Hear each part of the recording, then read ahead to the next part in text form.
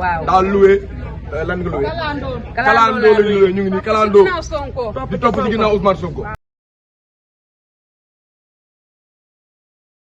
waaw daa loué lan nga loué. Kalandoo la loué ñu ngi nii Kalandoo di topp ci ginnaaw Ousmane Sonko. waaw mairie ay taabal leen yor. sama taabal laa bàyyi. danoo sonn léegi nag nekk ni moom si lamini borom la dàqee ñii suñuy kilifa lañu lan ngeen def ci taabal yi ngeen jaay biir marché. sonn ba bëgg a dee. dégg si. suñu taabal yi bu nawet bi jotee. waaw suñu bagage yi day tooy. waaw nga sotti oto xaal fay ci 200 000 wala 250 000 amul sécurité da ngay xëy mbaam xuux yi te bët bu set ñu daggal ñu juuti. amul sécurité maanaam su ma déggee mooy gisoo police gisoo gendarmerie. gisoo te ñu ngi topp nag police ak gendarmerie ñu ngi topp Ousmane Sonko fu mu dem di ko escorté 600 600 car ñu ngi topp Ousmane Sonko.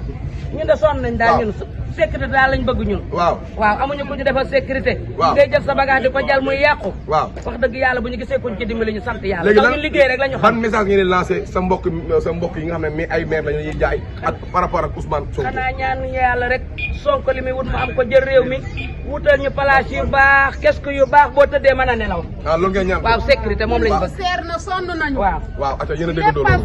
merci beaucoup. waaw daa loué lan nga loué. Kalandoo la loué ñu ngi nii Kalandoo di topp ci ginnaaw Ousmane Sonko. waaw mairie ay taabal leen yor. sama taabal laa bàyyi. danoo sonn léegi nag nekk ni moom si lamini borom la dàqee ñii suñuy kilifa lañu lan ngeen def ci taabal yi ngeen jaay biir marché. sonn ba bëgg a dee. dégg si. suñu taabal yi bu nawet bi jotee. waaw suñu bagage yi day tooy. waaw nga sotti oto xaal fay ci 200 000 wala 250 000 amul sécurité da ngay xëy mbaam xuux yi te bët bu set ñu daggal ñu juuti. amul sécurité maanaam su ma déggee mooy gisoo police gisoo gendarmerie. gisoo te ñu ngi topp nag police ak gendarmerie ñu ngi topp Ousmane Sonko fu mu dem di ko escorté 600 600 car ñu ngi topp Ousmane Sonko. ñun de sonn nañ daal ñun sécurité daal lañ bëgg ñun. waaw amuñu ku ñu defal sécurité. waaw ngay jël sa bagage di ko jal muy yàqu. waaw wax dëgg yàlla bu ñu gisee kuñ ci dimbali ñu sant yàlla. léegi lan ñu liggéey rek la ñu xam. ban message ngeen di lancé sa mbokk yi nga xam ne mais ay maire lañu ñuy jaay ak par rapport ak Ousmane Sonko. xanaa ñaan yàlla rek Sonko li muy wut mu am ko jël réew mi wutal ñu place yu baax qu'est-ce yu baax boo tëddee mën a nelaw. ah loolu ngeen ñaan. waaw sécurité moom lañ bëgg. seer na sonn nañu. waaw ata yéen a déggandoo loolu. merci beaucoup.